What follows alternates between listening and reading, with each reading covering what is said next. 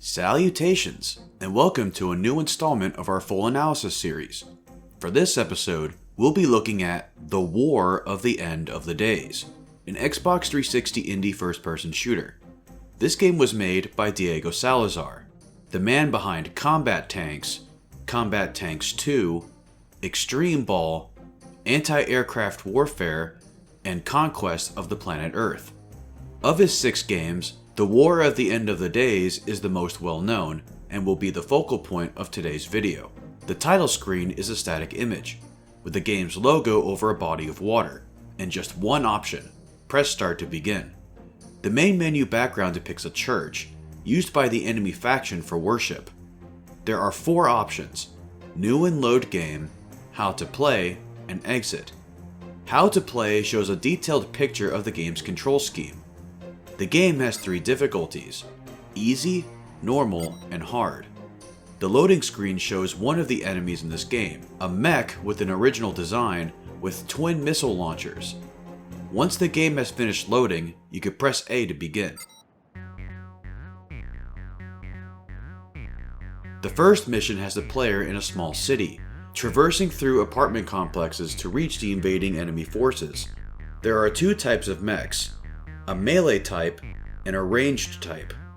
The melee type spins an energy baton that deals high damage when it hits you. The ranged mech fires spike balls at you, and when they connect, you're met with a realistic bloody screen that says you've taken damage. Notably, the ranged mechs have less health than the melee type. The engagement range of the mechs is limited to the encounters they're found in, and they can't move outside them. At the start of the level, you're given the one weapon in the entire game: a machine gun rifle.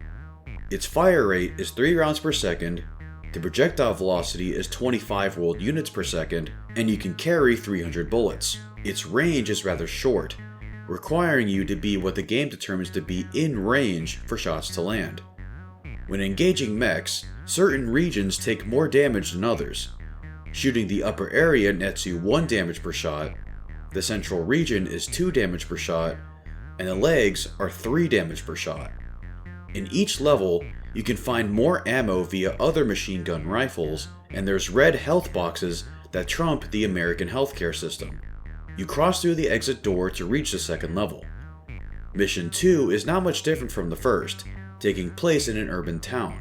Something to note, your maximum ammo capacity is halved from here on, to 150 rounds total. Mission 3 is at a military installation, and there's 2 interesting tidbits that I've noticed. When walking into this area, for whatever reason, your machine gun rifle is given a much higher rate of fire, but you lose the ability to deal damage. Meanwhile, the tanks are the exact same from Diego's previous game, Combat Tanks. Mission 4 is at an airbase, and your objective is to steal a helicopter and evacuate the area. The final level, Mission 5, brings the player to another city, where all of what you've learned is put to the test.